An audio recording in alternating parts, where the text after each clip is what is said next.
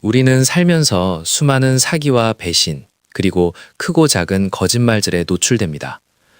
믿었던 직장 동료가 내 아이디어를 가로채고 시치미를 뚝 뗄 때, 평생을 약속한 연인이 다른 사람과 바람을 피우고 내 눈을 보며 결백을 주장할 때, 혹은 친한 지인이 급한 사정이 생겼다며 돈을 빌려가 놓고 연락을 끊어버릴 때, 진실이 밝혀지고 나면 우리가 잃는 것은 단순히 돈이나 시간이 아닙니다.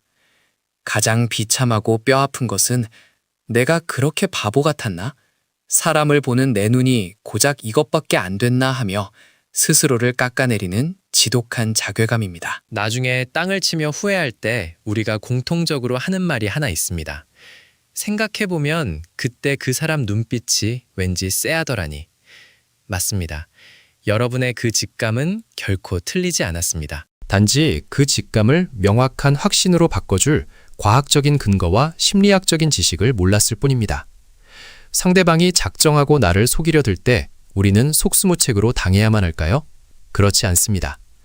오늘 이 영상을 끝까지 시청하신다면 여러분은 걸어다니는 인간 거짓말 탐지기로 다시 태어날 수 있습니다. 전직 FBI 행동분석가들과 범죄 심리학자들이 실전에서 숨쉬듯이 사용하는 반1초 만에 상대의 거짓말을 꿰뚫어보는 뇌과학적 비밀들을 지금부터 낱낱이 공개합니다. 안녕하세요. 1%의 뇌과학입니다.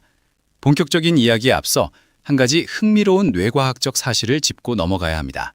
인간의 뇌는 진실을 있는 그대로 말할 때보다 거짓말을 지어낼 때 엄청난 양의 에너지를 소모한다는 사실입니다. 진실을 말할 때 우리의 뇌는 기억의 저장소인 해마에서 있는 그대로의 과거 사실을 꺼내어 자연스럽게 밖으로 내뱉기만 하면 됩니다. 에너지가 거의 들지 않는 아주 평온하고 안정적인 상태죠. 하지만 거짓말을 시작하는 바로 그 순간, 우리 뇌의 최고 사령탑인 전두엽은 말 그대로 폭발적인 연산을 시작합니다.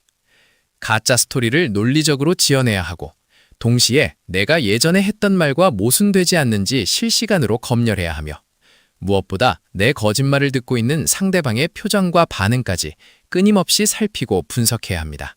뇌에 이른바 인지적 과부하가 걸리는 것입니다. 아무리 치밀하고 영악한 거짓말쟁이라 할지라도 뇌가 핑핑 돌아가며 시스템 에러를 일으키는 이 찰나의 순간만큼은 자신의 몸을 완벽하게 통제할 수 없습니다. 인간의 자율신경계는 거짓말이라는 스트레스 상황을 생존의 위협으로 받아들이고 반드시 몸의 어딘가를 통해 무의식적인 신호를 밖으로 흘려보내게 되어 있습니다. 우리는 그 미세하게 새어나오는 뇌의 비명 소리를 눈으로 잡아내기만 하면 됩니다.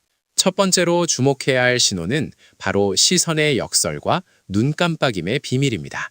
흔히 우리는 거짓말을 하는 사람은 찔려서 내 눈을 제대로 쳐다보지 못하고 시선을 피한다고 생각합니다.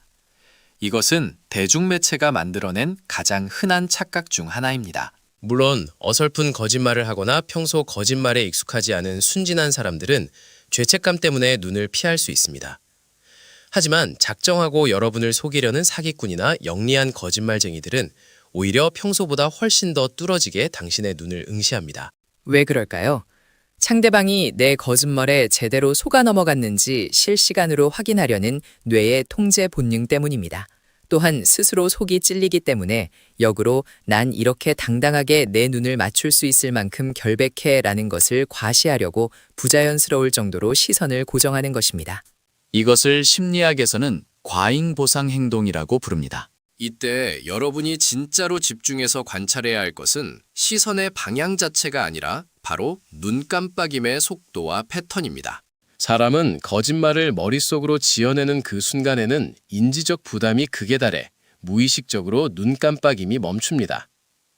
뇌의 모든 에너지가 스토리를 지어내는 데 집중되느라 눈을 깜빡이는 기본적인 자율신경계의 활동조차 일시적으로 정지되는 것이죠. 그러다 거짓말을 내뱉고 나서 대충 속아 넘어간 것 같다 하고 안도하는 순간 뇌의 긴장이 풀리며 참았던 숨을 몰아쉬듯 눈을 비정상적으로 빠르게 깜빡거립니다. 대화 중에 상대가 나를 너무 빤히 쳐다보는데 질문을 던진 직후 눈 깜빡임이 멈췄다가 대답을 마친 후 갑자기 빠르게 깜빡거린다면 여러분의 뇌는 즉시 경고등을 켜야 합니다. 두 번째로 잡아내야 할 강력한 단서는 안면 근육의 비배칭, 이른바 미세 표정, 마이크로 익스프레션입니다. 인간이 진심으로 기쁘거나 슬플 때 혹은 화가 날 때 나오는 진짜 표정은 얼굴 양쪽이 완벽한 대칭을 이룹니다. 진짜로 기분 좋은 웃음은 양쪽 입꼬리가 동시에 똑같이 올라가고 눈가에 까마귀 발자국 같은 주름이 자연스럽게 지죠.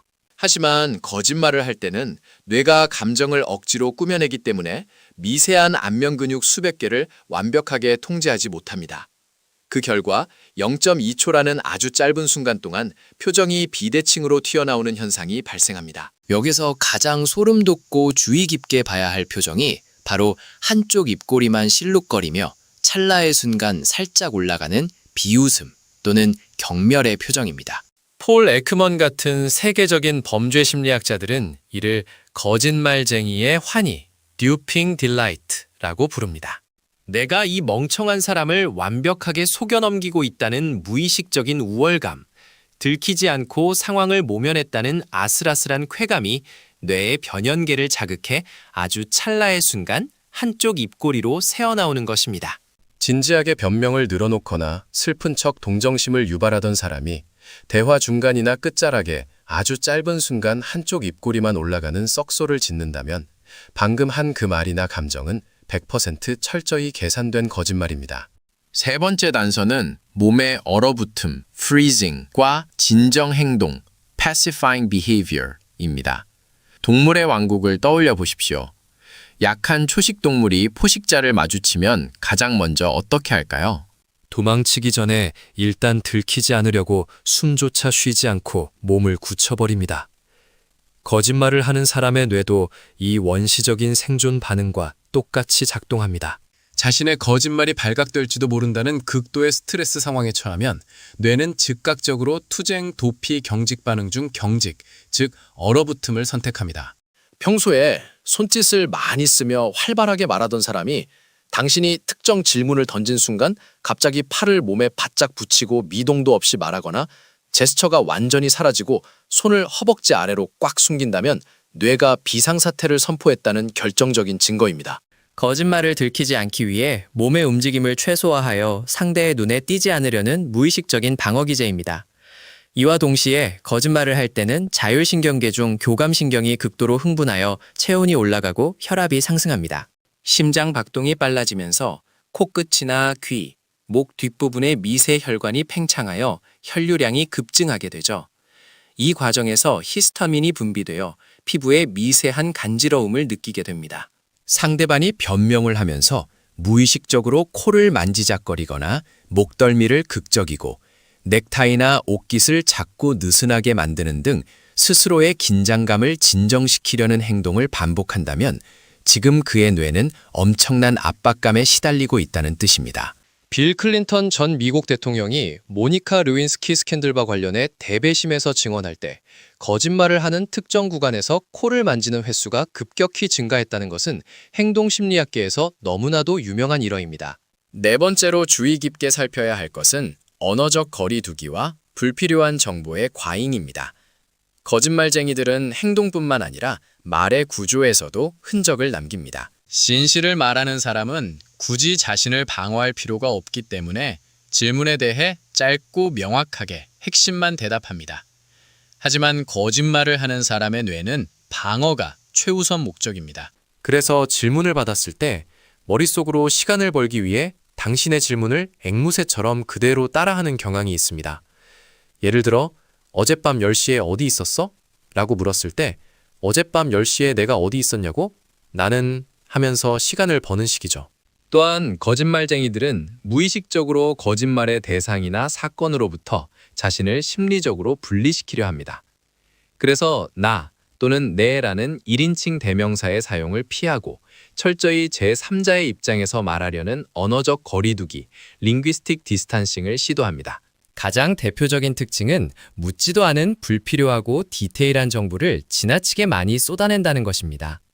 나 어제 10시에 피곤해서 일찍 잤어 라고 하면 될 것을 나 어제 9시 반쯤에 집에 도착해서 씻고 나왔는데 너무 피곤해서 따뜻한 물 한 잔 마시고 10시 5분쯤인가 침대에 누웠는데 바로 잠들었어 라며 과도하게 구체적인 스토리를 늘어놓습니다. 뇌가 지어낸 시나리오를 상대방에게 진짜처럼 믿게 만들기 위해 과잉 포장을 하는 것입니다.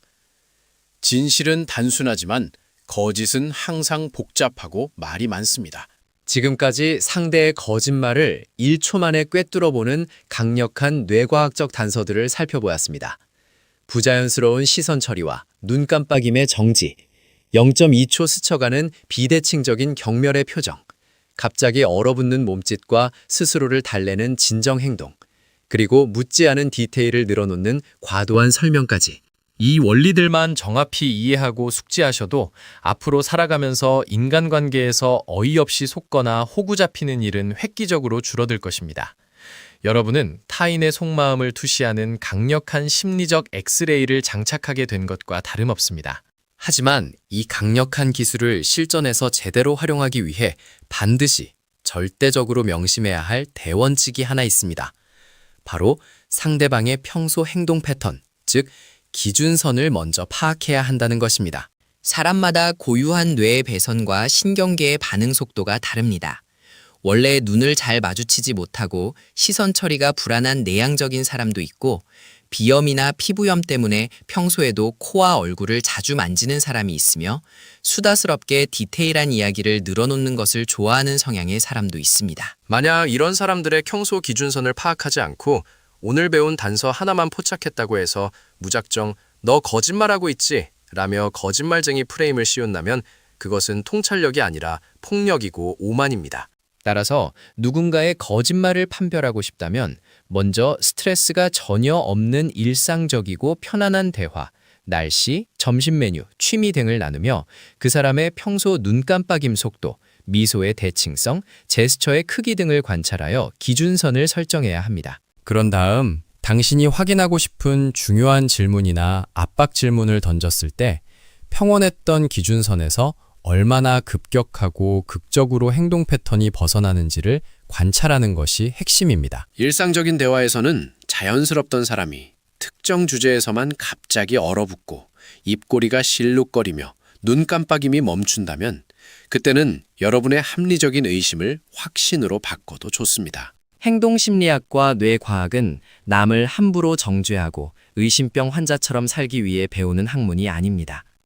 이 지식의 진짜 목적은 세상의 수많은 악의와 기만으로부터 가장 소중한 나 자신을 안전하게 지키고 건강한 인간관계를 선별해내기 위한 가장 강력한 심리적 방패를 가지는 데 있습니다. 타인의 거짓말을 간파하는 능력을 갖추게 되면 역설적으로 여러분은 진짜 진실한 사람, 곁에 두어야 할 귀인을 알아보는 눈 또한 깊어지게 됩니다.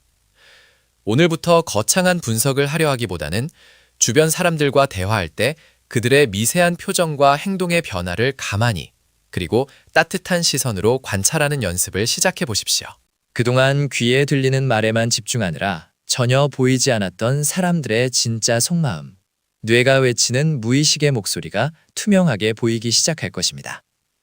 당신의 뇌가 타인을 이해하고 방어하는 법을 배우는 순간 당신이 주도하는 새로운 삶이 시작됩니다. 오늘 영상이 여러분의 인간관계 통찰력을 단 1%라도 더 단단하고 예리하게 만들어 주었다면 구독과 좋아요 그리고 알림 설정까지 잊지 마시기 바랍니다. 다음 시간에도 여러분의 뇌를 깨우고 삶을 무장시켜줄 강력하고 흥미로운 뇌과학 지식으로 찾아오겠습니다. 지금까지 깨어있는 지성들을 위한 1%의 뇌과학이었습니다. 감사합니다.